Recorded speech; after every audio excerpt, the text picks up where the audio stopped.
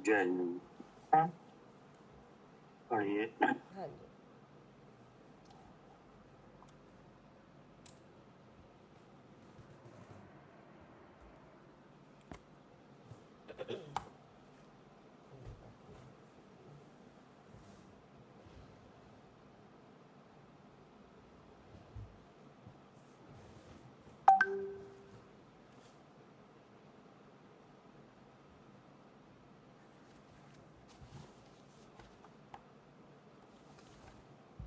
ये है तत्व ज्ञान तरंगिनी और इसके रचयिता हैं भट्टारक ज्ञान भूषण जी। मंगलाचरण। चैतन्य का अनुभवन प्रतिक्षण करो रे, भव के अनंत दुख को क्षण में हरो रे, अक्षय अनंत निधि सौख्य निधान पाओ, गाओ अरे नित इसी के गीत गाओ। 14वां अध्याय और इसका विषय है अन्य कार्यों के करने पर भी शुद्ध चिद्रूप के स्मरण का उपदेश।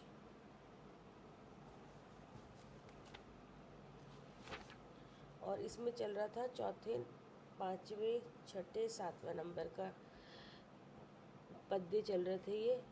अब 4 पद्यों द्वारा स्वरूप स्थिरता का फल बताते हैं।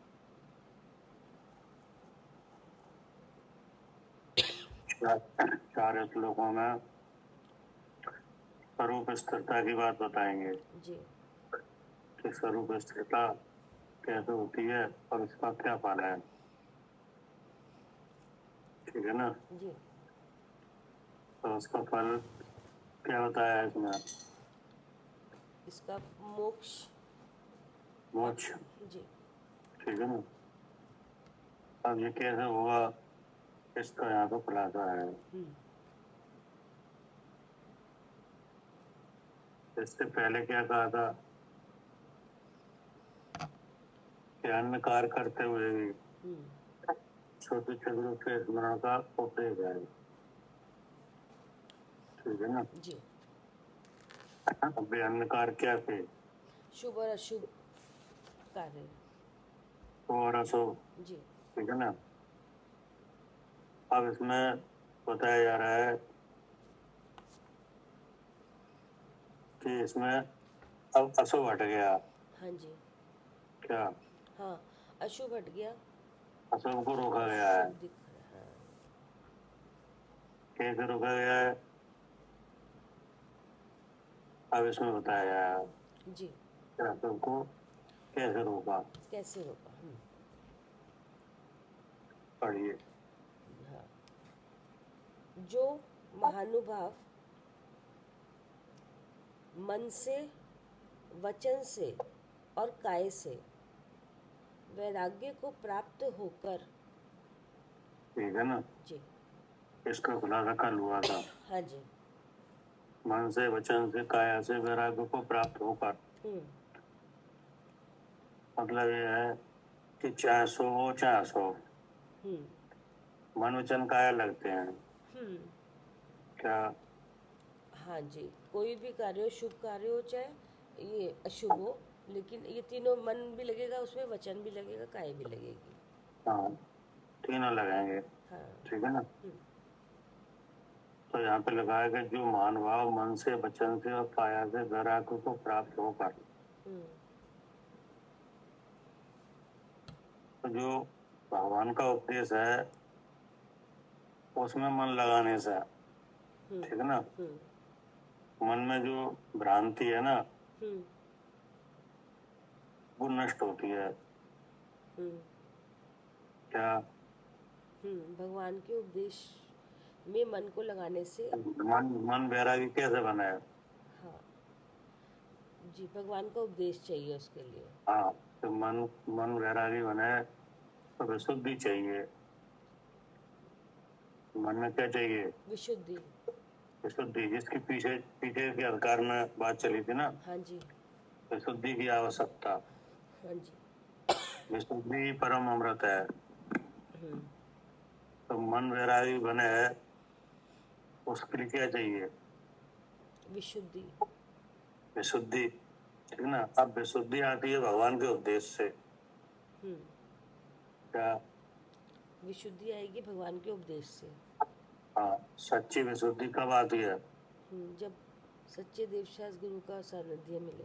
हाँ, जब सच्चे देव, सच्चे गुरु और सच्चे शास्त्रों का जब समागम हो जाए, जी, तो मन में जो असत कल्पना है ना, वो दूर हो जाती है। वो दूर होती है, हम्म, तब विशुद्धि आती है।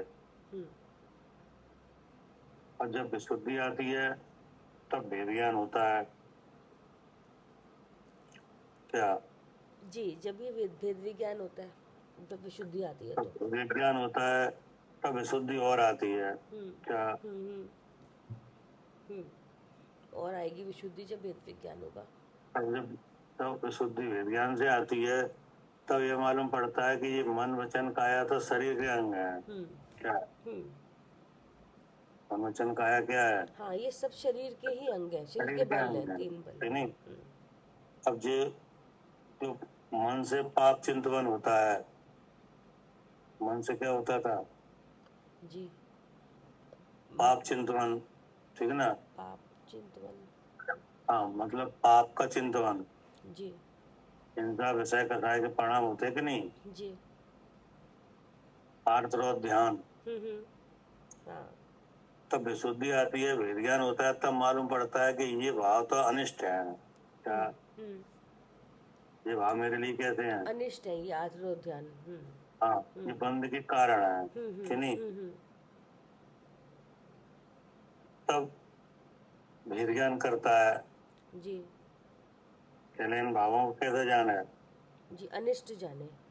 हाँ, अनिष्ट का कारण जाना है। जी, तो जैसे भी आप जहाँ से लगता हो कि यहाँ खतरा है, तो उससे दूर रहते कि नहीं। हाँ जी, ऐसे ही ये भाव है, हम्म, अशुभ भाव, कि नहीं। हम्म, तो भेद ज्ञान होता है, तो शुद्धि आती है, तब मन में अपने आप ऐसा समझ हो जाती है कि ये भाव मेरे लिए अनिष्ट का कारण है, हम्म, है ना। इनसे जो पाप चिंतवन होता है, हम्म, तब मालूम पड़ता है कि जहाँ ये भाव हो रहे हैं, कि ना, और इन भावों की हमारे पास जानकारी कहाँ से पहुंच रही है? इंद्रिय से, कि नहीं। मन से पहुंच रही है, वचन से पहुंच रही है, काया से पहुंच रही है। चाहे सोओ चाहे हंसो, मतलब मन वचन काया तो लगेंगे ही। लगेंगे वो तो, हाँ जी। तो वेद ज्ञान करके अपना शुद्ध स्वरूप देखता है, तब ये हो जाता है। क्या? मन से, वचन से और काया से वैराग्य को प्राप्त होगा। तो पहले तो ये मालूम पड़ा कि ये मन वचन काया की प्रवृत्ति है, ये शरीर की है कि मेरी है। जी, क्या? जी, पहले तो ये पता चले किसकी है ये मन वचन काया की जो। उसकी है, जो विचार है, कि नहीं। तो विचार कौन कर रहा है? मन कर रहा है ना। अब बोलना है तो कौन बोल रहा है? हाँ, ये वचन। चलना है तो कौन चल रहा है, हाँ, कि नहीं। जी, जी, तो पहले ये मालूम पड़ा है। क्या करे सालवी? हाँ जी, पहले ये मालूम चले कि हाँ, शरीर की मतलब ये मन वचन काया की प्रवृत्ति हो रही कि नहीं? हो रही है। हो रही है, तो आप वैराग्य कैसे प्राप्त करें? हाँ, पहले ये पता चले कि ये शरीर की प्रकृतियां, ये मन की, वचन की, काया की, ये हमारे से भिन्न है, जीव से भिन्न है। मतलब ये इनकी क्रिया है, जैसे मन की क्रिया विचार है, कि नहीं। हाँ जी, हाँ जी। तो अब विचार कौन कर रहा है, पहले ये पता चले। हाँ, कि मन कर रहा है कि जीव कर रहा है। जी। हाँ, अब वचन हो रहा है, तो वचन ये पता चलेगा कौन बोल रहा है। हाँ जी, जी, कि नहीं। अब काया की क्रिया हो रही है, चलने की, बैठने की, खड़े होने की, कि नहीं। हाँ जी, हाँ जी। तो इसमें ये मालूम पड़ा कि ये चल कौन रहा है। हाँ, कि ये मनुष्य चित्त क्रियाएं हो क्यों रही हैं। हाँ, जी। अब इस तरह की जानकारी के लिए जो विचार हो, तो वो जब ही होगा जब विशुद्धि आए। जब विशुद्धि आएगी जी, यानी अब भगवान का विशुद्धि आने उपदेश पर भगवान का हाँ। उपदेश मिले, हाँ तब जी, भेद ज्ञान हो, तब भेद ज्ञान होगा तब जी। मालूम पड़ा कि ये तो शरीर की क्रिया है हम्म, और मेरा तो स्वरूप इससे अलग है। हाँ जी। अब मन में जो भाव हो रहे हैं, हम्म, अशुभ भाव, हम्म, कि नहीं, जी। उनका पता चले हम्म, कि ये अशुभ भाव है, ये अनिष्ट का कारण है, हाँ जी, ये भी पता चलेगा। ये भी मालूम पड़ेगा। अब हाँ, कभी शुभ होता है, कभी अशुभ होता है हाँ जी, ना। अशुभ अशुभ अशुभ नहीं होता, फिर तो अशुभ हो जाता है, जी। और फिर शुभ मिट जाता है, फिर अशुभ आ जाता है, हाँ जी, ये भी पता चलेगा कि ये ये भी पहले से मालूम बंधा पड़े। हुआ है। हाँ तब जी, पता चले कि ये शुभ अशुभ दोनों ही कर्म के भाव हैं, दोनों ही कर्म के भाव हैं जी। कि नहीं। हम्म, लेकिन शुभ में विशुद्धि रहती है क्या। जी, जी, अपने स्वरूप का अशुभ ध्यान हो सकता है। अशुभ संकलित रूप है और शुभ विशुद्ध रूप है, ठीक है जी। लेकिन है दोनों काय के हाँ, दोनों हैं कर्म के भाव कर्म के भाव। जी। हमारे लिए दोनों बंध के कारण है, हाँ जी, ये भी पता चले ये भी पता चले। जी। और विशुद्धि में शुद्ध भाव का अभ्यास होता है क्या। हाँ जी, जी, विशुद्धि में ही शुद्ध भाव का अभ्यास होता है हाँ, जी। तो शुद्ध भाव के अभ्यास के लिए, कि नहीं, हम्म, विशुद्धि में रह के शुद्ध स्वरूप का अनुभव किया जाए। हाँ जी, ठीक। मन में इतनी बात समझ में आए। हाँ, ये बात पहले समझ में आए हाँ, अच्छे से, तो फिर ये कार्य अच्छे से होगा अब फिर होगा। जी। तो वो यहाँ पे लिखा है कि जो महानुभाव मन से, वचन से और काया से वैराग्य को प्राप्त होकर, हाँ, ऐसे शुरू में इतना वैराग्य, सब, हाँ, इतना सब जान ले, विशुद्धि के हाँ, भावों में भगवान की आज्ञा से इतना सब जान ले, हम्म, तो वैराग्य को प्राप्त होंगे तो हो जाएगा। जी। फिर आगे का काम होगा। हाँ, अब आगे क्या है, पढ़िए। जी। आगे है बाह्य अभ्यंतर दोनों प्रकार के परिग्रहों को छोड़कर। हाँ, जब मन वैरागी बनता है तब वास्तव में सच्चा त्याग होता है क्या। हाँ जी। जब मन वैरागी जिसका, होगा तो हाँ, जिसका मन वैरागी बना है, कि नहीं, उसके उसके त्याग कैसा होता है। वो ये सही सही सच्चा त्याग कहलाता है। हाँ, तो वो अपने आप ही समझ लेता है कि ये जो अंतरंग परग्रह है, कि नहीं, तो जो 14 तरह का अंतरंग परग्रह है, ये किसका भाव है। हाँ, ये कर्म का भाव है वो नहीं कर्म का है, जी, कि नहीं। जी, इसमें मिथ्यात और कसा है, नो कसा है, जी। सब मिलके कितने हो गए। ये 25 25 हो गए या 14 हो गए, कि नहीं, हाँ जी, क्योंकि एक बार में 25 तो रहेंगे नहीं, जी, जी, हाँ 14 रहेंगे। ठीक है। 4 कसा है हाँ, और बाकी 9 और 9 कसा है, हाँ 13 और 1 मिथ्यात, जी, ठीक है ना। हाँ हाँ ठीक है। तो पता चले कि ये भाव तो मोहिनी के उदय के हैं, जो लगते कैसे हैं, अपने लगते हैं हाँ, अपने जैसे, कि नहीं, लेकिन अपना भाव इससे क्या है, अलग है। भिन्न है तो जब जे ही अपने नहीं है तो बाहर का जो 10 प्रकार का परग्रह है, ये कहाँ से होगा, कि नहीं। तब इनसे त्याग बुद्धि होती है क्या, तब इन्हें छोड़ने का क्या होता है हाँ, तब इन बुद्धि आती है, त्याग बुद्धि के भाई हाँ, इसे कि ये अंतरंग परग्रह है, ये तो संसार का मूल कारण है, कि नहीं। बहिरंग परग्रह है, वो भी राग द्वेष मोह को बढ़ाने वाला है क्या। हाँ, मूल कारण भी पता चल गया कि ये अंतरंग परिग्रह जो मूल कारण है ये, और जो बाह्य जो राग द्वेष जिसके कारण हो रहे हैं वो भी पता चल गया परिग्रह, ये राग द्वेष के कषाय जो भाव हो रहे हैं। क्या करे अर्चका जी।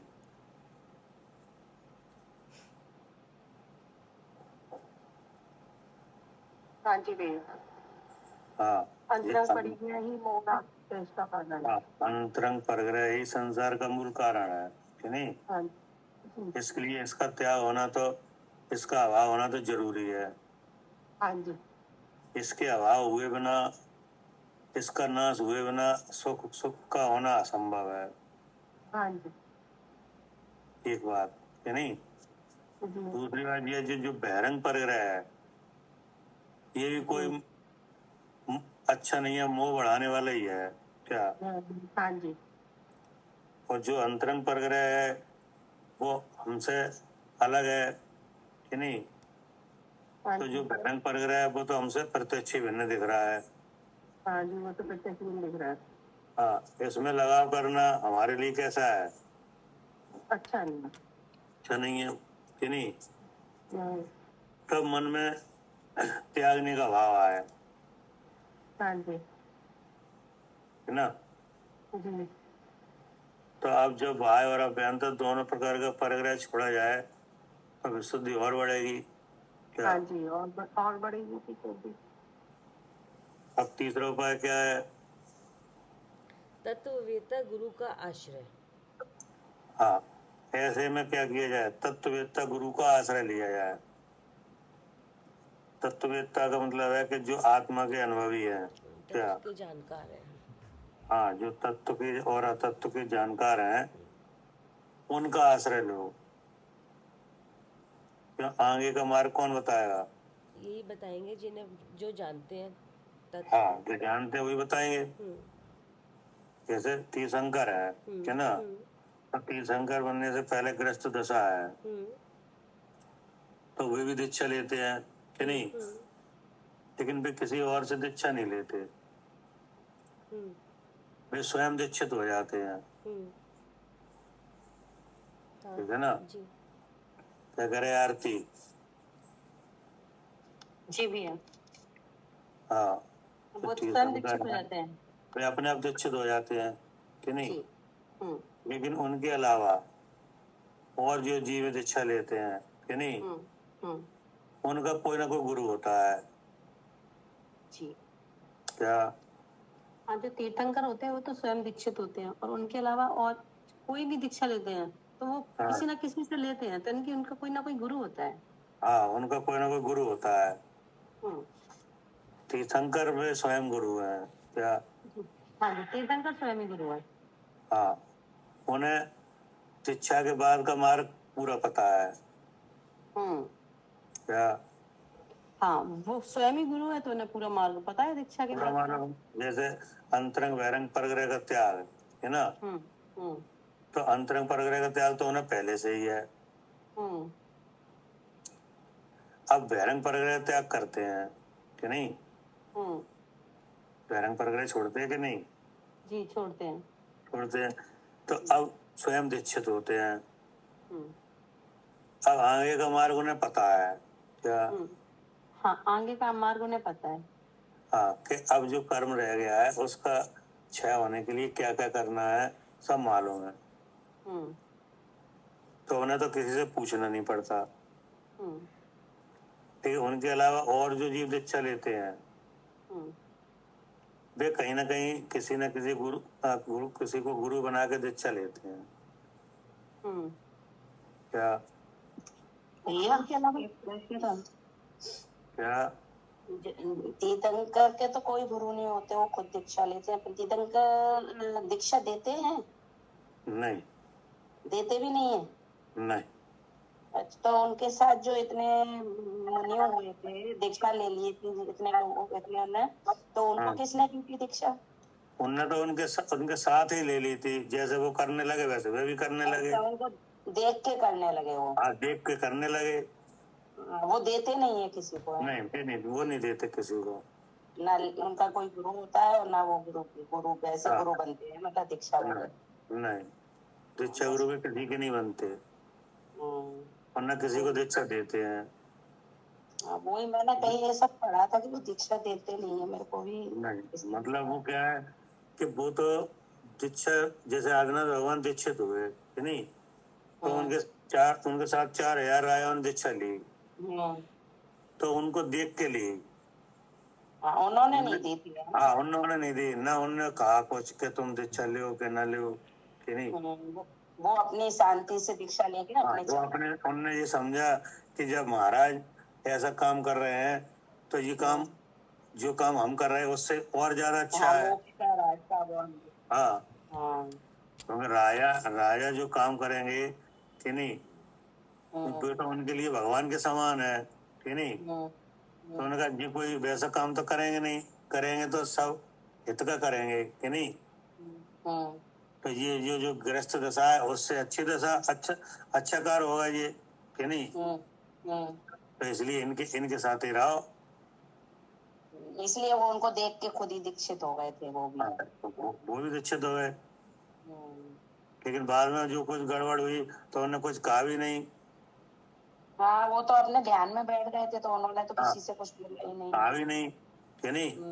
अब कहते तो जब पहले तो कहने की कोई बात ही नहीं है, लेकिन अगर उनके द्वारा दीक्षित होते कि नहीं तो आप शिष्य को मार्ग बताते कि नहीं कि ये गलत है ये सही है। मार्ग भी बताते और वो तो ज्ञानी, उनको तीन ज्ञान के धारक तो नहीं, शुरू से उन्हें तो मालूम पड़ जाता ना कि ये सब हो जाएगा। हाँ, मतलब ये है, वो तो ठीक है, वो तो लगाओगे तब मालूम पड़ेगा। क्या उनके बारे में सोचोगे, अवधि लगाओगे तब मालूम पड़ेगा कि आगे क्या होगा, वैसे थोड़ी पता चलेगा। हाँ, अवधि ज्ञान तो लगाने से लगता है।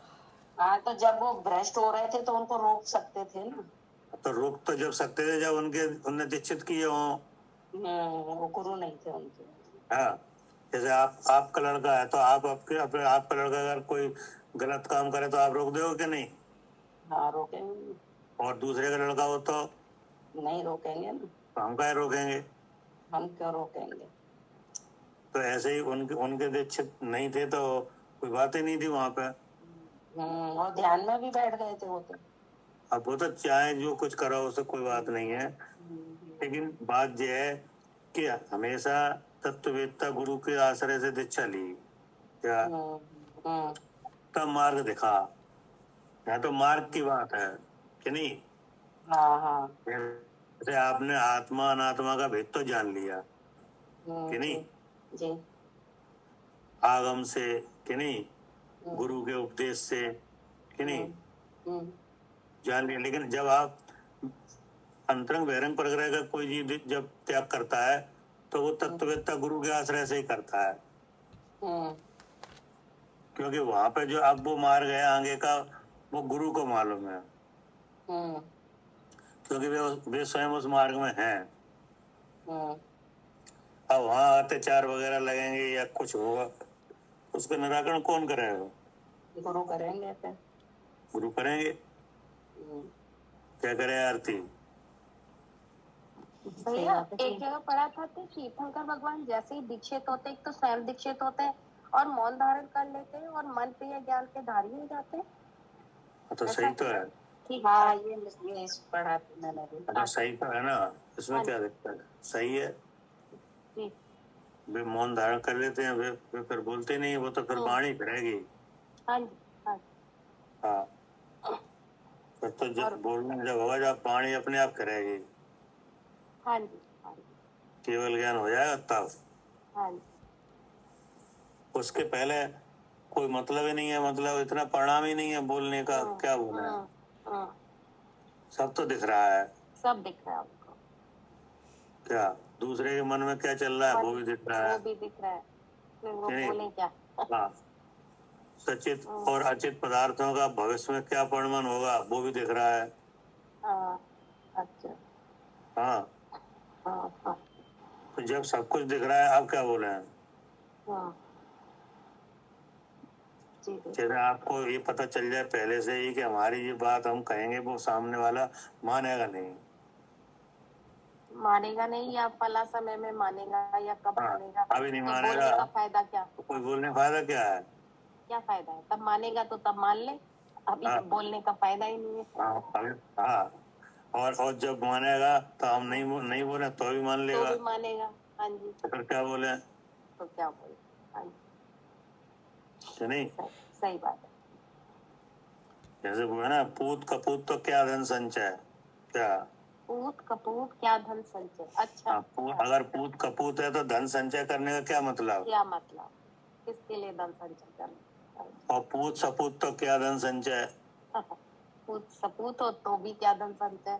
अगर पूत सपूत ही है तो वो अपने आप कमा लेगा। अपने आप कमा लेगा तो क्या धन। अच्छा, बिल्कुल। तो ऐसे ही उन्हें मालूम है हाँ, कि क्या होने वाला है। इन द्रव्यों में जो सचित और अचित मिश्र पदार्थ हैं, इनमें क्या परिणाम होगा सब पता है सब पता है उन्हें। कि नहीं। तो जब जब मालूम पड़ जाता है तब एक अलग शक्ति प्रकट होती है। क्या अच्छा, अलग शक्ति प्रकट होती है मतलब।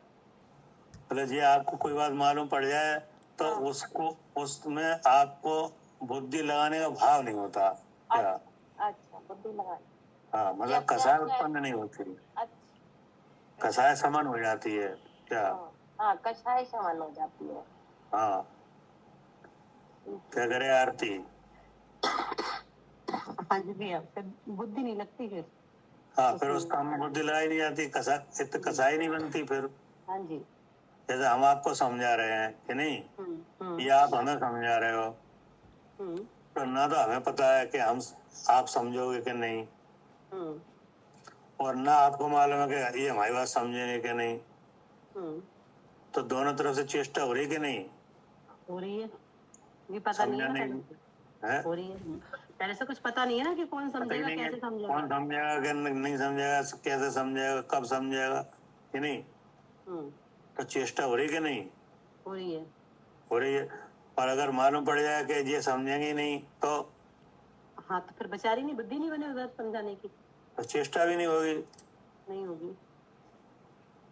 तो तब तो जानने से शक्ति हुई कि नहीं। हाँ जी, जानने से शक्ति, ये विशेष शक्ति हुई। हाँ, ऐसे भगवान को होती है दीक्षा के काल में कि नहीं। ये में सब दिखता है, वे बोल कुछ कहते नहीं है, ये तो अपना सदुपयोग बढ़ाते हैं। क्या हाँ जी, फिर वो बोलते नहीं है, मौन हो जाते हैं और फिर अपने अपना ही सदुपयोग बढ़ाते हैं। उतनी विशुद्धि और किसी को होती नहीं है। क्या हाँ, जितनी उनके पास है उतनी विशुद्धि किसी के पास होती नहीं है। हाँ, और उतनी ज्ञान शक्ति भी नहीं होती उनकी जितनी, नहीं होती। इसलिए चेष्टा होती रहती है। बराबर बराबर चेष्टा होती है। हाँ, होती रहती है, थोड़ा बहुत आश्रय होता रहता है।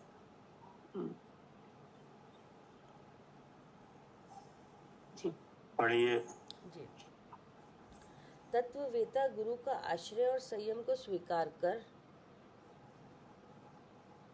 समस्त शास्त्रों के अध्ययन पूर्वक निर्जन निरुपद्रव स्थान में रहते हैं। अब ये उपाय है। क्या हाँ। पहले तो मन वचन और काया से वैराग प्राप्त हुआ जी कि नहीं, जी। भेद ज्ञान हुआ, शुद्ध स्वरूप का अनुभव हुआ, भ्रम दूर हुआ कि नहीं। भ्रम दूर होने के बाद वाय और अभ्यंतर परग्रह को छोड़ा गया, ठीक है ना। फिर तत्ववेत्ता गुरु का आश्रय लिया, संयम लिया फिर। उनके उपदेश से संयम धारण किया, जी। ठीक है ना। हाँ। इंद्रिय संयम और प्राणी संयम। क्या इंद्रिय संयम और प्राणी संयम। हाँ, जिसमें हिंसा का अभाव, हाँ। सब प्रकार की हिंसा का क्या हुआ, अभाव। अभाव, ऐसी अवस्था धारण की। फिर समस्त शास्त्रों के अध्ययन पूर्वक फिर क्या किया। जी, समस्त शास्त्रों का अध्ययन करा फिर। हाँ, तो समस्त शास्त्रों का अध्ययन क्या हुआ, ये जो करना जो सिद्धांत आए हैं भगवान के कर्म सिद्धांत, करना योग चरणन योग के ग्रंथ। तो क्या हुआ, क्या समझा। समस्त अध्ययन मतलब अपने शुद्ध आत्मा का ज्ञान हुआ। क्या करे आरती।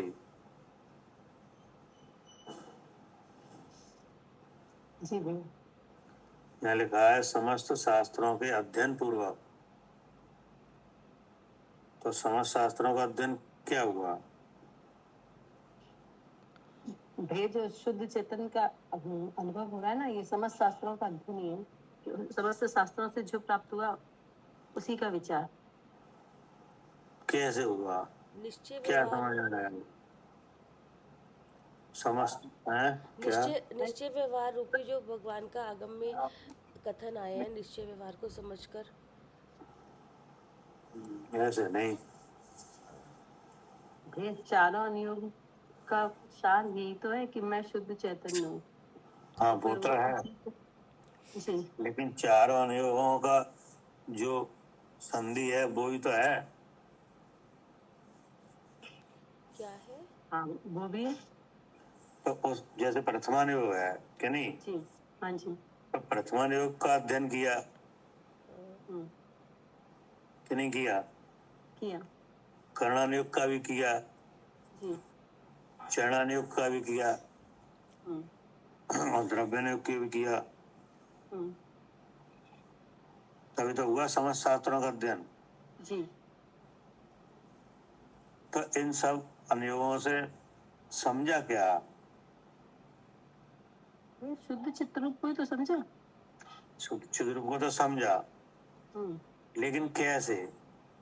अब जैसे प्रथमानुयोग है तो प्रथमानुयोग है ना, पुण्य पाप से जीव को बताया, तो जो पुण्य पाप के उदय आए उनसे जीव को समझा, तो उसका सार यही है प्रथमानुयोग का। द्रव्यानुयोग है तो द्रव्यानुयोग तो आत्मा की चर्चा करता है द्रव्य से, तो फिर उससे भी शुद्ध चित्त रूप को समझा, तो ये द्रव्यानुयोग का सार हुआ। अब कर्णानुयोग है, ये सब कर्म प्रकृतियों से जीव का कथन करता है, तो फिर जितने भी कर्म के उदय आ रहे हैं उससे शुद्ध चित्त रूप का ध्यान किया, तो ये कर्णानुयोग का सार हुआ।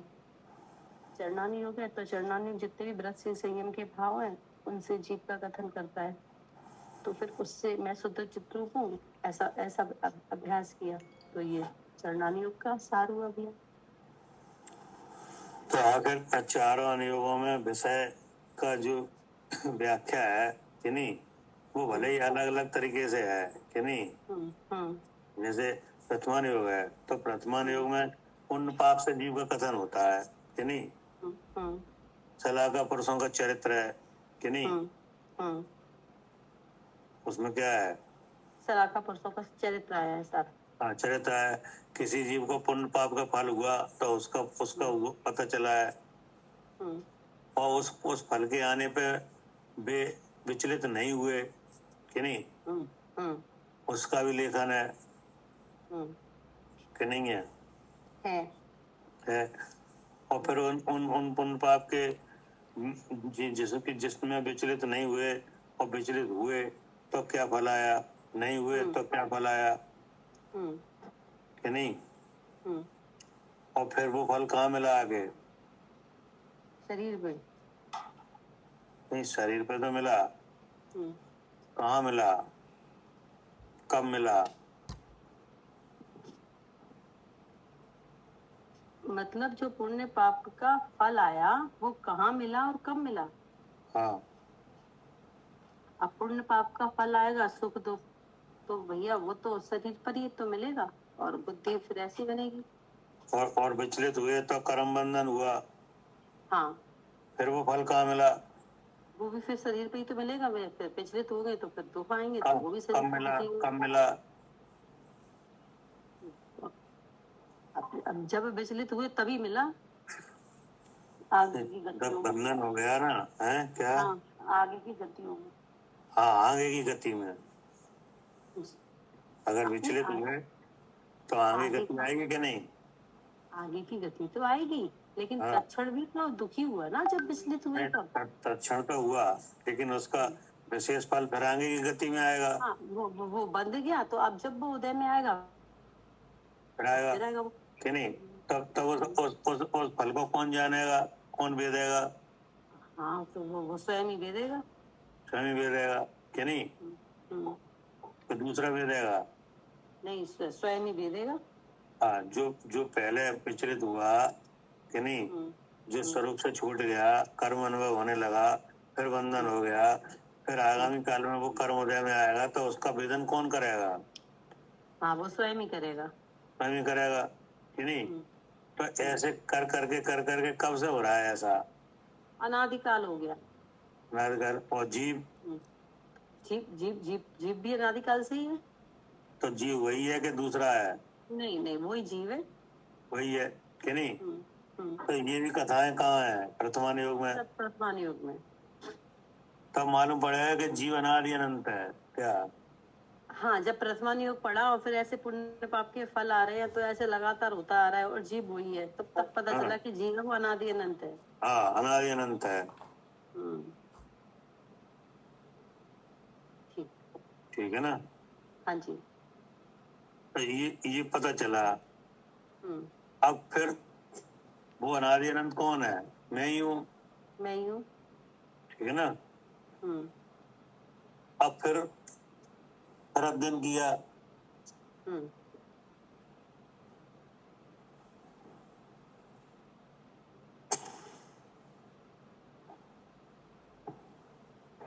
अब अध्ययन किया करणान योग का। हम्म। क्या? तब मालूम पड़ा कि ये जो फल आए हैं कि नहीं, ये कर्म की वजह से आए हैं। हम्म। क्या? हाँ, ये जो फल आ रहे हैं ना, ये कर्म की वजह से आ रहे हैं। हाँ, कर्म की वजह से आए हैं। हम्म। अगर कर्म बंधन होगा तो ऐसे ही फल आएंगे। क्या? हाँ जी, अगर ये विचलित हुए ना तो कर्म बंधन होगा, और कर्म बंधन हुआ तो फिर ऐसे फल आएंगे। हाँ, ऐसे ही फल आएंगे।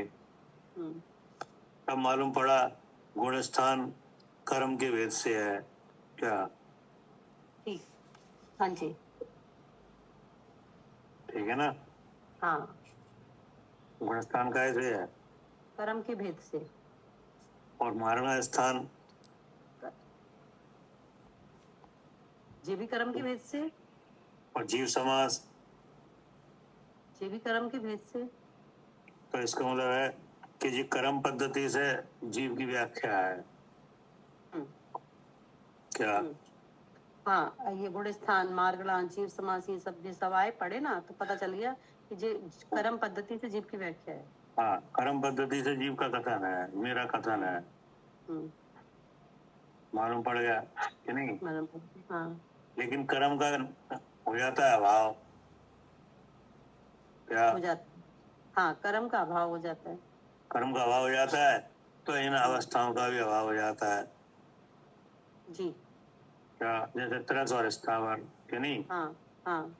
तो ये शरीर है ना त्रस और स्थावर के है। तो ये कर्म की वजह से ही तो मिल रहे हैं। हाँ। और कर्म का नाश हो जाए तो त्रस होगा कि स्थावर होगा? नहीं, फिर जब कर्म ही का नाश हो गया फिर कहाँ से होगा ये?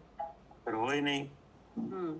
अब मार्गणा भी आती हैं तो वो भी कर्म से आती हैं कि नहीं? हाँ जी, हाँ जी, जी गति इंद्रिय सब कर्म से मिलती है। हाँ, सब गति इंद्रिय ज्ञान वगैरह की जो मार्गणा है कि नहीं, ये काय से है? सब कर्म से है। अब कर्म का अभाव हो जाए तो ये भी जीव के नहीं है। हाँ, इनका भी हो गया अभाव।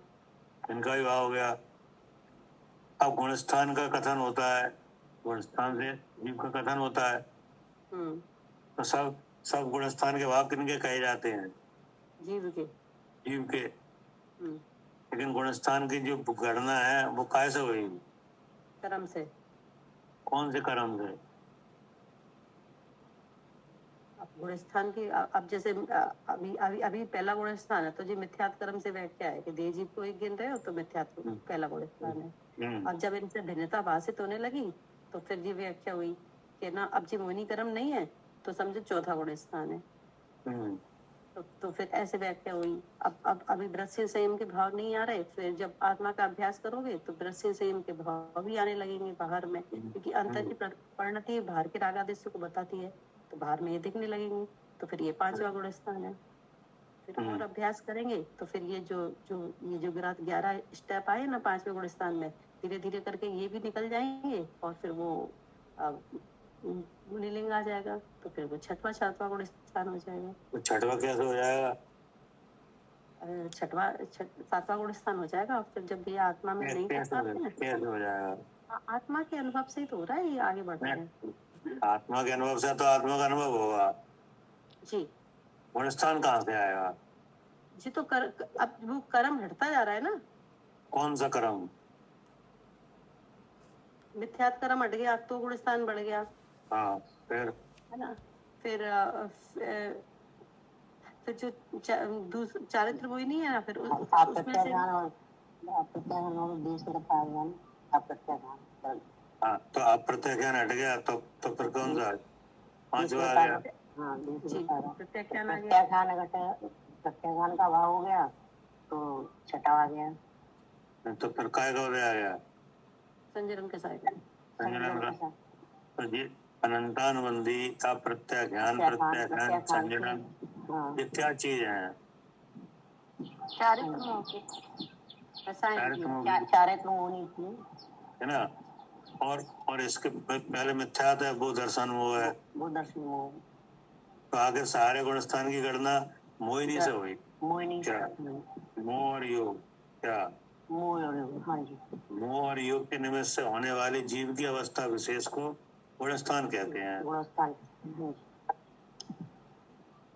आरती जी भैया, मोह और योग से होने वाली जीव की अवस्था विशेष को गुणस्थान कहते हैं। हाँ ठीक है ना। तब ये मालूम पड़ा कि जी गुणस्थान भी जीव के नहीं है। हाँ नहीं, समय सारे जी में गाता है कि ना। हाँ जी। मोहन कर्म के उदय से क्या? हाँ मोहन कर्म के उदय मोहन कर्म के उदय से गुणस्थान जो ये वर्ण है से। वे क्यों बने आत्मा निरंतर जो अचेतन जिन कहे। ठीक है ना। जी। तब ये कर्णानुयोग से पता चला कि नहीं। ये बराबर बदल रहे हैं ना, एक जैसे रह कहाँ रहे हैं। हाँ, द्रव्यानुयोग का अभ्यास किया तब द्रव्य की जानकारी हुई। क्या? हाँ जी। द्रव्यानुयोग के अभ्यास से क्या हुआ? द्रव्य की जानकारी हुई। द्रव्य की जानकारी कि नहीं, क्योंकि यह लोक 6 द्रव्यमयी है। कितने द्रव्य हैं लोक में? 6 द्रव्य। 6। अब उनकी संख्या की जानकारी हुई तो हमारी गणना किस में आई है? 6 में से जीव में। जीव द्रव्य कि नहीं। अब जीव द्रव्य के 2 भेद होता है। कौन कौन से? संसारी और मुक्त। संसारी और मुक्त कि नहीं। तो जो मुक्त जीव है वो निष्कर्म अवस्था वाले जीव है, मुक्त है। और जो कर्म सहित अवस्था वाले हैं वो संसारी है कि नहीं। लेकिन है कौन वे? जीव। हाँ, जीव के जीव द्रव्य नहीं, जीव है वो। जीव सुनो। जीव द्रव्य। जीव द्रव्य हाँ, नहीं तो जीव जीव तो द्रव्य। अनंत होते हैं। जीव तो अनंत होते हैं, वो जीव द्रव्य नहीं, जीव द्रव्य भी अनंत होते हैं, वो कोई बात नहीं है। आत्मा एक होता है। लेकिन आप द्रव्य समझ में आए? द्रव्य क्या? जी। अभी तो द्रव्य माने क्या लगता है? जैसे कोई आप हाँ द्रव्य 6 दिखते हैं फिर। नहीं, अगर आप आगम से बाहर हो कि नहीं तो आपको द्रव्य लिखा हो तो तुम क्या समझोगे? यही तो नहीं कि तो 6 द्रव्य होते हैं लोक में। अरे जैसे जब आप बहता आगम पानी नहीं समझेंगे तो वस्तु समझते हैं, द्रव्यमान कोई वस्तु हो। हाँ, बहता हुआ पानी। जब आप मतलब आप आगम से ही बाहर हो तो 6 द्रव्य की तो बात ही नहीं है।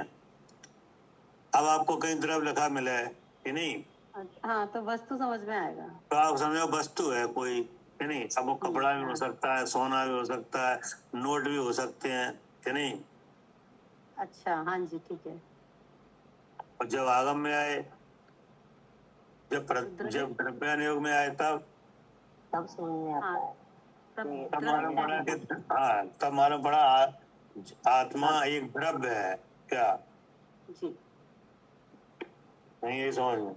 हाँ जी भैया, जब आगम से बाहर थे तब तो द्रव्य समझ में ही नहीं आता था, वो तो द्रव्य माने कोई चीज होगी कि नहीं। हाँ लेकिन जब द्रव्यानुयोग में आए तब हाँ तब फिर द्रव्य समझ में आया कि द्रव्य 6 होते हैं, जीव को धर्म धर्म आकाश काल। तब अपने आप को क्या समझा? तब हमने जीव समझा भैया। हाँ, तब अपना आप को समझ में आएगा कि हम भी एक द्रव्य हैं। क्या? हाँ तब आगम जब पढ़ा द्रव्यानुयोग तब समझ में आया कि हम जीव द्रव्य हैं। हाँ, अनंत जीव द्रव्य में हम भी एक हैं कि नहीं है। जी। और द्रव्यानुयोग को पढ़ के क्या पता चला?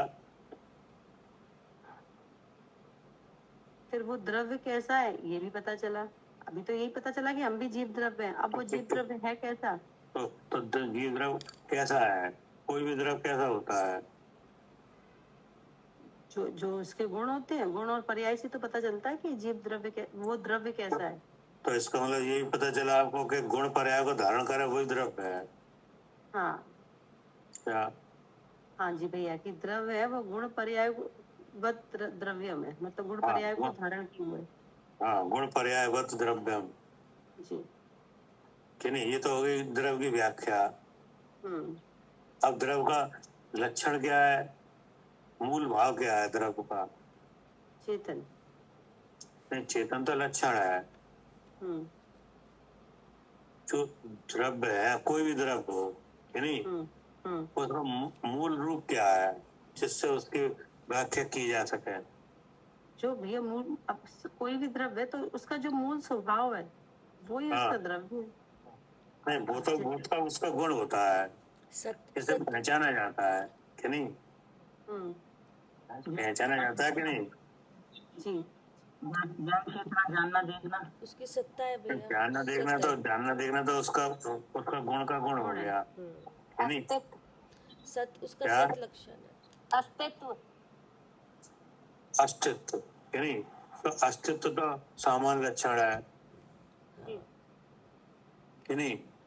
अस्तित्व से मिलता जुलता कोई और भी एक नाम है क्या? द्रव्य लक्षण। सत द्रव्य सत शब्द है।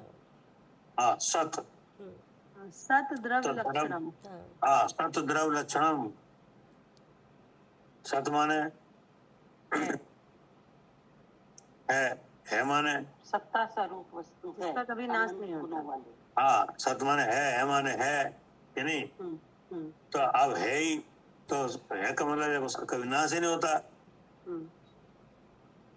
कि नहीं? जी। और फिर वो लक्षण से देखा आपने तो गुण और पर्याय से दिख गया क्या? उत्पाद में ध्रुव उत्तम सत, वो ताकत है, जी। वो भी देखने की, द्रव को देखने की एक तरीका है। द्रव की शक्ति है वो। उत्पाद व ध्रुव, ये क्या है? शक्ति है, उत्तम सत है ये। ताकत है, ताकत कि नहीं? तो इन सब बातों से मालूम पड़ गया कि द्रव, हम तो द्रव्य हैं क्या? हाँ, अब जो द्रव्य आगम में दिखाया जा रहा था ना, अब वो इधर पता चल गया कि वो द्रव्य मैं हूँ। हाँ, वो द्रव्य मैं हूँ। अब बताओ, आप जब द्रव्य मालूम पड़ा तो मरने का भय कहाँ है? नहीं रहा। तो द्रव्यान योग से ये भय भी खत्म हो गया कि अभी तो आरती समझ रहे थे। और क्या, आरती तो कोई द्रव्य है ही नहीं। हाँ, द्रव्य योग से मालूम पड़ा कि आरती तो आसमान जाति द्रव्य पर्याय है जी। क्या? हाँ जी, द्रव्यान योग से पता चला, तब मरने का भय भी खत्म हो गया कि ये तो अनादि अनंत है। हाँ, तो आसमान जाति द्रव्य पर्याय, ये तो अनित्य है। इसमें जो द्रव्य हैं वे नित्य हैं क्या? हाँ जी, और जो हम ये समझ रहे हैं ना, मैं आरती हूँ, मतलब ये आरती, तो ये तो आसमान जाति द्रव्य पर्याय है। अब यहाँ पे जो द्रव्य है वो नित्य है, ये तो अनित्य है। हाँ, अब जो आरती में द्रव्य है कि नहीं, तो आरती में एक तो जीव द्रव्य है और बाकी जो रचना है जो पुद्गल का विकार है ना? तो अब जाने ना तो इसमें जो पुद्गल का विकार है ना तो वो पुद्गल मिटेगा कभी। हाँ, क्योंकि वो भी द्रव्य है, वो भी द्रव्य है कि नहीं? और जिसमें एक जीव है जो आप हो, वो भी अमिट है। और इसलिए क्या है, वे नित्य ही है। और ये आसमान जाति द्रव्य पर्याय अनित्य है, अनित्य है कि नहीं? तब इसका खुलासा हुआ कि इसके भीतर दो चीजें हैं। जैसे होती ना, फूड इंस्पेक्टर होता है तो वो जांच करता है ना खाद्य पदार्थ की। हाँ, तो मिलावट देखता है उसमें कितनी। तब हमें पता चल जाता है मिलावट इसमें किस बात की, कितनी मिलावट है, क्या है। क्या करे कविता जी? क्या? हाँ जी भैया, हाँ, इसमें शरीर में दो मिलावट का पता चलता है। हाँ, मिलावट का मालूम पड़ता है ना, हाँ जी। तो ऐसे द्रव्य नियोग से मालूम पड़ता है कि क्या मिलावट है यहाँ। हाँ, कौन कौन दो चीजें मिली हुई है, कौन कौन सी। हाँ, कौन सी ऐसी चीजें में जो मिली हुई है जिसका नाम आरती है कि हाँ जी, नहीं, हाँ जी। जिसका नाम पवन है, कविता है, ऐसे हाँ, तमाम नाम है जी कि नहीं। जी। कौन कौन सी चीजें मिली हैं इसमें। जीव और कर्म। हाँ कि नहीं। हम्म, अब विचार हो रहा है मन में, हम्म, मैं पवन हूँ कि नहीं, हम्म। तो इसकी भी मिलावट निकल आती है। हाँ, कि ये इस कारण से हो रहा है, मोह के ये कारण। कैसे हो रहा है। हम्म, दो द्रव्यों की एक मिली अवस्था है, लेकिन उसमें एक पने का भाव कहाँ से आ रहा है। हाँ, ये भी कारण कर्म ही है। मोह मोहिनी ऐसा कर्म है, दर्शन मोहिनी, जिसके कारण तो ये जब अब जब पूरा जब जांच होगी तो सब निकल के आ जाएगा। हाँ, सारा पूरा निकल के आ जाएगा, सब पोस्टमार्टम हो जाएगा पूरा उसका। हाँ कि नहीं, तब आप क्या निकलोगे। जीव द्रव्य। हाँ कि नहीं, और चेतना लक्षण जी। कि नहीं, हम्म, और गुण पर्याय में परिणमन, हम्म। क्या जीव द्रव्य चेतना लक्षण हाँ, और विस्तार कहाँ, गुण पर्याय में। गुण पर्याय में अनंत गुण है और उसके पर्याय है। हाँ। कि नहीं, और इसके बाहर हमारा कुछ भी नहीं। नहीं, इतना ही हमारा क्षेत्र, इतना ही क्षेत्र है, इतनी मर्यादा है यहाँ तक। हाँ, इसलिए द्रव्य सत, गुण सत और पर्याय सत। क्या जी, गुण सत, पहले द्रव्य सत, पहले द्रव्य सत, फिर गुण सत, गुण सत, फिर पर्याय सत। पर्याय सत। जी जी। हाँ। सत्ता का विस्तार है ये सत्ता का विस्तार है। जी, ठीक है। कि नहीं, तो सारा भेद, सारा रेस खुल गया कि नहीं। अब वो ढका हुआ है। हाँ जी। कैसे ढका है, हाँ, कर्मों से। कर्मों से कि नहीं, तो कर्मों के हटाने की प्रक्रिया है। क्या कर्मों के हटाने की क्या है, हाँ, वो विधि है, विधि है। तो उस विधि में जो भ्रम होता है वो तो जीव जीव के भेद ज्ञान से मिटता है कि नहीं। अब उसके बाद का जो कर्म रह जाता है कि नहीं, उसमें त्याग भी आते हैं। क्या आएंगे, स्थिरता बढ़ाने के लिए त्याग हाँ, आते हैं। स्थिरता बढ़ाने के लिए बाह्य व्यवहार चारित्र अंगीकार किया जाता है कि नहीं, और अंतरंग में स्वरूप में स्थिर हुआ जाता है। उसके लिए विशुद्धि की जरूरत है कि नहीं। ये अब इसका विस्तार कहाँ है, ये सारा शास्त्रों में है। चरणान योग में। हाँ, मतलब हाँ, चरणान योग में। जी। हाँ, जहाँ मुनि धर्म और श्रावक धर्म का क्या है हाँ, वर्णन है जी जी। कि अगर आप मुनि नहीं बन पाओ तो श्रावक बन के रहो कि नहीं। हाँ, अब श्रावक बन के रहे तो श्रावकों के भेद हैं जी। कि नहीं, जैसे व्रति और अव्रति। तो इनमें से जिस पद में रह पाओ कि नहीं, उस पद में रह के और आत्मा का अनुभव करो। ये विधान है। जी, ठीक है। ठीक है ना। ये लिखा है समस्त शास्त्रों के अध्ययन पूर्व। हाँ। अब आगे क्या कह रहे, समस्त शास्त्रों के अध्ययन पूर्वक निर्जन निरुपद्रव स्थान में रहते हैं। हाँ, जब ये सब पता चल जाता है तो फिर निर्जन, क्या निर्जन निरुपद्रव, निर्जन माने क्या, मतलब जहाँ कोई आता जाता ना हो। हाँ, मतलब असंयमी जीवों का कोई आने जाने का वहां प्रचार ना हो। जी। क्या वो स्थान कैसा है, निर्जन। निर्जन। ठीक है ना, क्योंकि असंयमी जीव अगर आएंगे जाएंगे तो फिर वो स्थान कैसा हो जाएगा।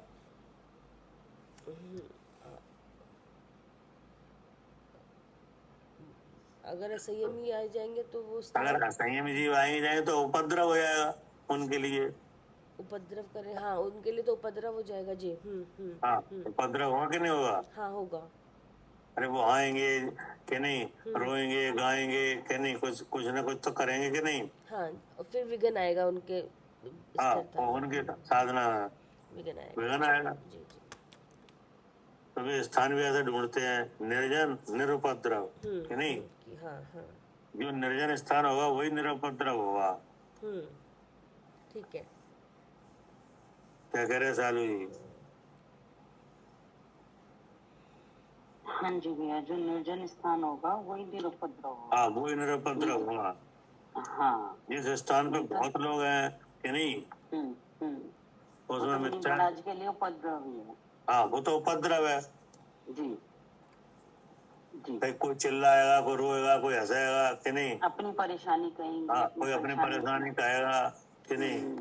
जी। कोई कुछ कहेगा, अब किन किन की सुनेंगे? हाँ, और वो आए थे अपने स्वरूप में बैठने के लिए। जो अपने आत्मा का ध्यान लगाएंगे कि इनकी सुने। जी जी जी। फिर तो विचार भी वहीं चलेंगे और योग भी वहीं लगेगा। और क्या, अब इंद्रियां तो लगी हुई हैं, अगर कोई चिल्लाएगा, रोएगा तो सुनाई देगा कि नहीं? सुनाई देगा। भाई तो मन उसमें लग जाएगा कि ये क्यों रो रहा है। जी जी। फिर वचन भी आ जाएगा, हाँ जी, कि नहीं? आएगा आएगा।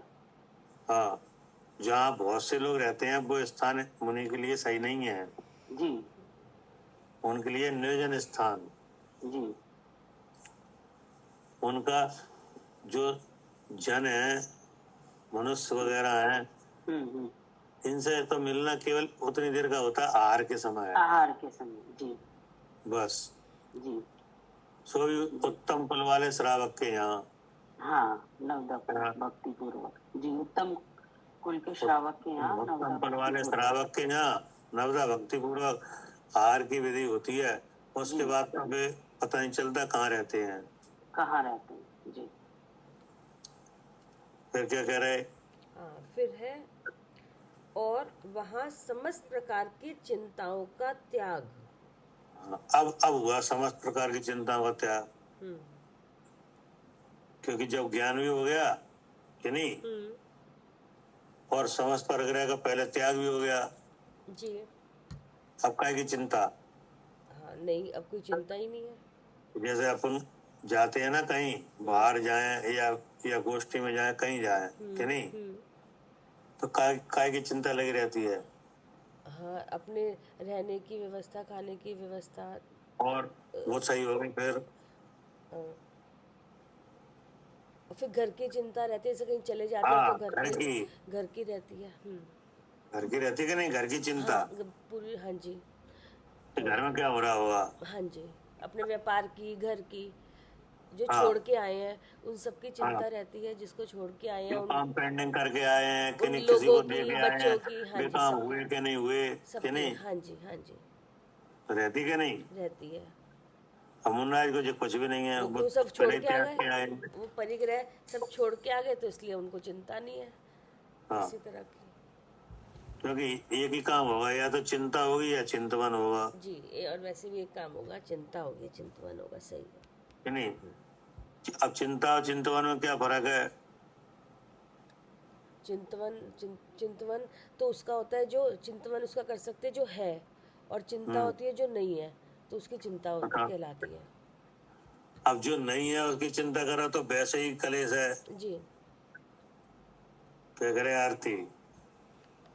हाँ जी भैया, वो तो वैसे ही कलेश है कि है ही नहीं है। हाँ, वो चीज है ही नहीं है, तभी चिंता कहला रही है वो। हाँ, और चिंता तो चिता के समान है। क्या चिंता कैसी मानी गई है? हाँ, क्योंकि चिंता जिंदों को जलाती है, तो वो चिता के समान है। हाँ, मतलब चिंता चिता के समान है, क्योंकि चिता जलाती है, कि नहीं? हाँ जी। और चिंता भी जलाती है, तो चिता हो गई जलाने के लक्षण से समान। क्या?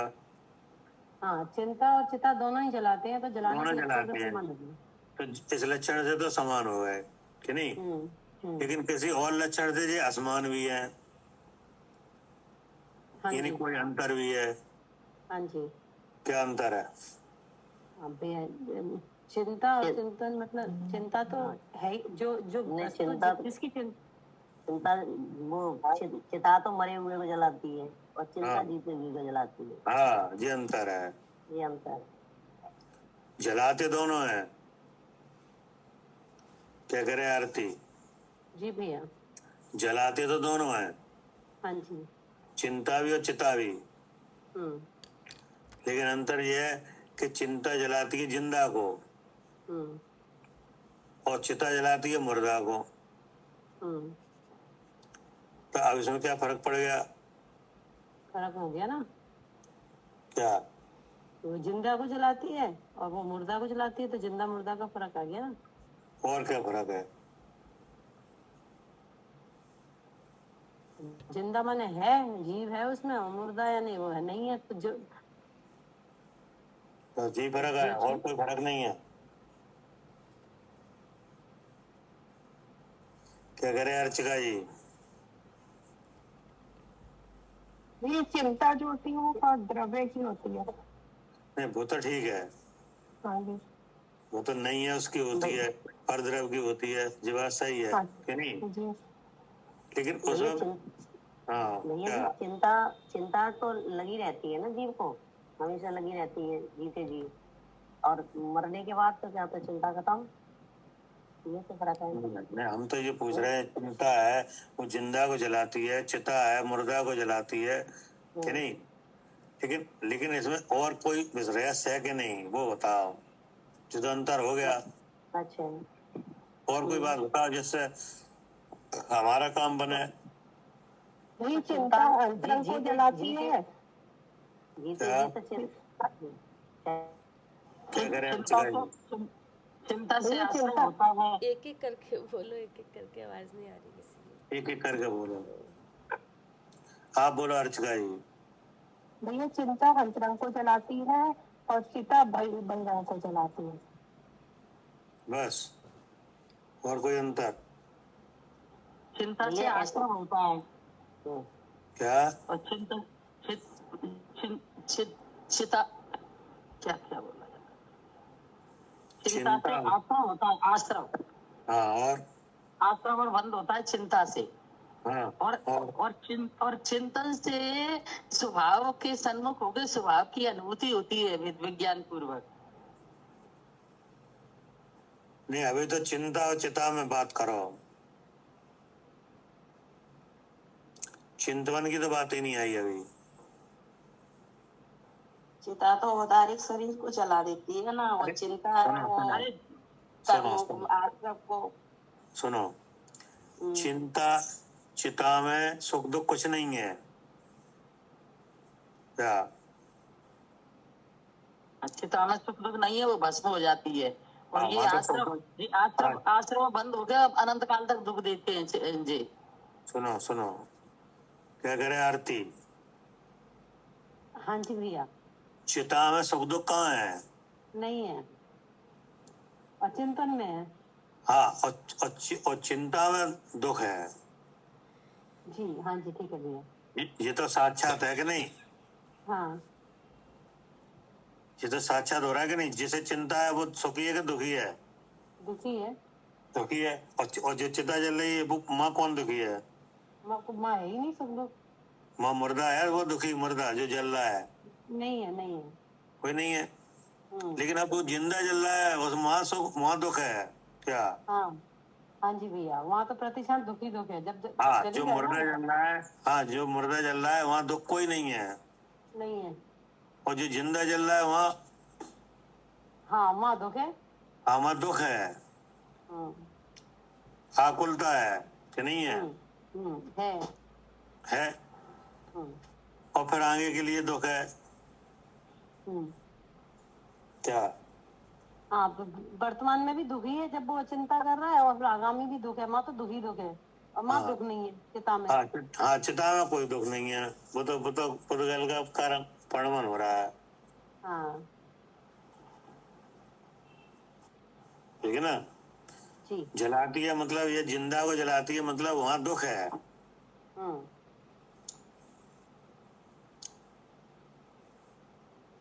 अब आई समझ में? हाँ जी भैया, चिंता जिंदा को जलाती है, मतलब माँ दुख है, और हाँ, वहाँ दुख है। चिंता मुर्दे को जलाती है, तो माँ दुख नहीं है। हाँ, वहाँ दुख कुछ भी नहीं है। हाँ समझ में आ गया, वहाँ मानसिक कलेश है, वहाँ मानसिक कलेश नहीं है। हाँ, मतलब ये है कि हमारा प्रेजेंट सुखी होने का है, हाँ। और और चिंता में हो रहा है दुख। अब कहा तो ये ज्यादा चिंता जिंदा हो जलाती है, तो जलाती क्या जलाती है पता तो चले कि वहां चिंता वाले को दुख होता है क्या। हाँ जी जी। और अब दुख हो जाए वही जीव का अनिष्ट है क्या। बिल्कुल।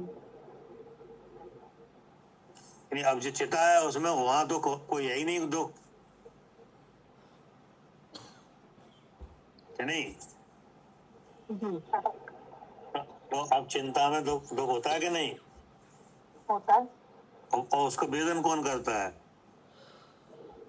मैं स्वयं नहीं करती हूँ। हाँ, कि जिसमें वेदने की या जानने की शक्ति है उस वही जानता है जी।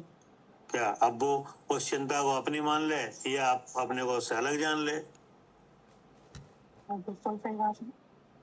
क्या। भाई साहब मुनिराज जब भी तो अपने शरीर को मुर्दा मानते हैं, वो जलता रहे वो। तो वही तो कह रहे हैं, यही तो लिखा है समस्त प्रकार की चिंताओं का त्याग यहाँ हो गया, ठीक है ना। हाँ जी। हाँ, अब क्या कह रहे हैं कविता जी, पढ़ी जाएंगे। हाँ जी। और वहाँ समस्त प्रकार की चिंताओं का त्याग, शुभ आसन का धारण। हाँ, अब आया शुभ आसन का धारण, है नहीं। शुभ आसन कौन सा है। ये ध्यान भैया, शुक्ल ध्यान वगैरह। नहीं, अभी तो आसन आया है, अभी ध्यान कहाँ आया है। अच्छा, शुभ आसन। हाँ, शुभ आसन जैसे क्या, जंगल में जाके जैसे एक जगह बैठना। आसन दो है, खड़गासन और पद्मासन। अच्छा अच्छा अच्छा, हाँ हाँ, ठीक है ठीक है। ये दोनों शुभासन है। हाँ जी, ठीक है। क्या करें खड़गासन अर्पिता और जी। पद्मासन हाँ, पद्मासन और खड़गासन। खड़गासन।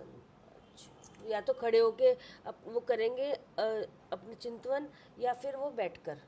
हाँ, या तो पद्मासन अवस्था धारण करके चिंतवन किया जाता है कि नहीं, या खड़गासन में। अच्छा, और कोई ऐसा नहीं है भैया। जैसे एक हाँ। दो पिक्चर देखी थी किसी, जैसे हमारे शास्त्रों में ही, जैसे एक पैर नीचे करके इस तरह से बैठे, ऐसे भी बैठ जाते हैं क्या, इस तरह नहीं, भी होता है कोई। ऐसा नहीं कोई ना? आसन नहीं है। देख हमारे उसमें, ठीक है। ये तो दूसरे लोगों के हैं, अपने यहाँ कोई नहीं है। हमारे यहाँ तो ये दो आसन आए हैं। हमारे यहाँ तो शुभासन दो ही हैं, ठीक है। एक तो खड़गासन या पद्मासन। जैसे बावली भगवान है कि नहीं, हाँ, तो उनने आसन लगाया कि नहीं। लगाया। कौन सा। खड़गासन। हाँ, खड़गासन कि नहीं। और आदिनाथ भगवान ने पद्मासन। पद्मासन कि नहीं। ये दो ही आसन से मुक्ति होती है, आत्मा का ध्यान होता है। हाँ। तो वहाँ दो ही आसन होते हैं, हाँ, दो कि ही नहीं, या तो आसन। खड़गासन या पद्मासन। हाँ जी, हाँ जी। भैया सिद्ध भगवान भी ना दो ही आसन में विराजमान है, या तो हाँ। खड़गासन या पद्मासन। हाँ, ये दोनों शुभ आसन है कि नहीं। अब इसके अलावा और दो जो हो जाता है वो एक अलग बात है कि नहीं। जैसे केवल ज्ञान हो रहा है तो कोई उपद्रव हो जाए कि नहीं, उपसर्ग हो जाए, इधर उपसर्ग हो जाए उधर केवल ज्ञान हो कि नहीं, तो आसन बदल सकता है क्या। अच्छा, जब केवल ज्ञान होते हुए जैसा जिस हाँ, तरह से केवल ज्ञान उपद्रव के हो काल जाए में तो। नहीं कोई उपसर्ग वगैरह आए तो। अच्छा अच्छा। जैसे भैया ऊपर से नीचे डाल रहे हैं और वो समुद्र हाँ। की तरफ जा रहे हैं और हाँ, उनके हाँ। बलिदान हो जाए। जैसे कोई मुनराज है पद्मासन में बैठे हैं कि नहीं, और अभी केवल ज्ञान होने वाला है, उससे पहले ही कोई आ जाए जी। और उन्हें अपने पूर्व भाव का कोई बैर वगैरह समझ के और ले जाए कि नहीं, और बहुत दूर ऊपर ले जाके ऊंचाई से और गिरा दे। तो अब वो जो गिरने के काल में जब केवल ज्ञान हो जाए कि नहीं, तब उनकी आसन तो बिगड़ जाएगा, शरीर वहाँ की पे अवस्था बदल सकती है। बदल जाएगी कि नहीं। ऐसा भी हो सकता है सिर नीचे हो जाए और पैर ऊपर हो जाए, हाँ जी, और उसी समय केवल ज्ञान हो जाए। जी, वो अपने स्वरूप में अपने। हाँ, और उसी समय मुक्ति हो जाए, जी। तो वो उसी आसन से चले जाएंगे फिर लेकिन मुख्य रूप से 2 ही आसन है। सो क्या जी तो ये कहा कि सो आसन धारण कर। भाई अभी आपने कहा कि ना उसी उसी आसन पे चले जाएंगे जैसा आसन हो गया उपद्रव करते समय, तो हाँ। फिर तो सदगति में जीव विराजमान है, तो फिर वो उसी आसन से विराजमान होंगे वो। और क्या, फिर कहाँ से बदलेगा? अच्छा वैसे ये नहीं पता है पता था भैया, मुझे। हाँ पंडित जी ने एक बार जैसे बताया था, जैसे ये जो ऊपर सिद्धालय में होते हैं ये तो हमें समझने के लिए इस तरह से बताया है, लेकिन वो जो जीव द्रव्य उसका तो वो तो सूक्ष्म, वो तो आकृति कोई आसन वाले ग्रहण थोड़ी होते हैं ऊपर, ये तो सिर्फ समझाने के लिए बोली गई हैं चीजें। नहीं तो वो आसन है ना, किंचित न्यून पुरुषाकार है ना वहाँ पे।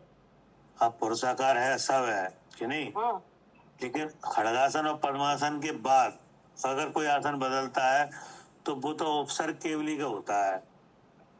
हाँ जैसे ये जाते तो अंतर्गत केवली कहते हैं इनको।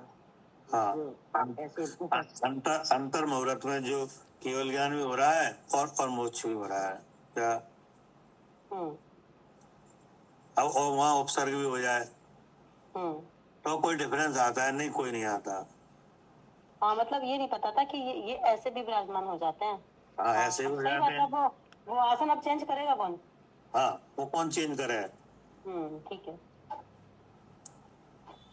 कि जैसे आप अभी बैठे हो कि नहीं, अगर आप बैठे बैठे थक जाओ खड़े हो जाओगे। हाँ वो बैठे बैठे भी आसन चेंज कर देते हैं, खड़े हो जाते। सही है। और खड़े खड़े अगर खड़े रहोगे तो फिर बैठ भी जाओगे। तो वहाँ अपने विचार हुआ कि नहीं हुआ? और कषाय हाँ जी जैसे जैसे कषाय हुई वैसे बदल हो जाता है। हाँ, जैसे कसाई हुई, जैसे जैसे आपको ठीक लगा वैसा आपने कर लिया। अब वहाँ केवल ज्ञान हो रहा है और मोक्ष भी हो रहा है। अब वहाँ कौन बदलेगा आसन? हाँ वो उसी आसन में वो फेंकते हुए केवल ज्ञान हो रहा है, रास्ते में हो रहा है। हाँ, सही बात। ठीक। लेकिन 2 आसन यही है, खड़गासन और पद्मासन कि नहीं? हाँ हाँ जी हाँ जी। इन्हीं में ध्यान होता है। ठीक है। हाँ ये सुखासन है। भैया जी ये क्या होता है जो श्रावकों के लिए होता है, सुखासन कहते हैं। सुखासन मतलब ये है कि आपको जिस आसन से आत्मा के अनुभव में अनुकूलता हो वही। हाँ वही वो है सुखासन। कैसे? हाँ, जैसे हमें तो खड़े होके ध्यान करने में अनुकूलता है तो वो हमारे लिए सुखासन है। ठीक है। किसी को पद्मासन लगा के ध्यान करने में अनुकूलता है तो उसको वो सुखासन है। और भैया जैसे पद्मासन किसी से नहीं लगता है तो वैसे ही पाल्टी मार के बैठती है तो उसको ही कहते हैं वैसे पाल्टी मार के। नहीं लगता है तो खड़गासन लगाओ। वो तो सब होता रहता है, सब हो जाएगा कि नहीं? जब आत्मा को जानोगे तो फिर आसन लगाने की शक्ति भी आ जाती है। क्या करे आरती? हाँ भैया जैसे असाता कर्म से होते हैं, जैसे आत्मा को जानते हैं। आसन नहीं लगा पा रहे तो वो तो असाता उदय है कि नहीं? लेकिन जब आत्मा अनुभव किया जाता है तो वो आसन लगाने की शक्ति भी आ जाती है। वो कोई चिंता की बात नहीं है क्या? और बुद्धि आसन पे नहीं आत्मा पे होनी चाहिए। हाँ ठीक है ना कविता जी? हाँ भैया ठीक है। आगे पढ़े के बस रोक दें? हाँ अभी है काफी सारा, तो कल ही पढ़ते हैं सही से, ठीक है ना? आसन हो गया, अब ध्यान आएगा। हाँ अब क्या? अब तीनों तरह चारों तरह के ध्यान आएंगे फिर। अब आगे ना पदस्थ ध्यान, हाँ पिंडस्थ ध्यान। जी हाँ, पदस्थ पिंडस्थ आदि ध्यानों का आलम्बन, जी, समता का आश्रय और मन का निश्चलपना धारण कर शुद्ध चिद्रूप का ध्यान करते हैं। ये आगे आगे का। हाँ उससे क्या होता है कि उनके समस्त पाप जड़ से नष्ट हो जाते हैं। नाना प्रकार के कल्याणों के करने वाले धर्म की वृद्धि होती है और उससे उन्हें मोक्ष मिलता है। ये हुआ, ठीक है ना? ऐसे होता है मोक्ष का पूरा। कैसे होगा? पूरी विधि है इसमें। जी जी ठीक है, अब इस पे आगे कर लेंगे। ठीक है। जवानी के ज्ञान से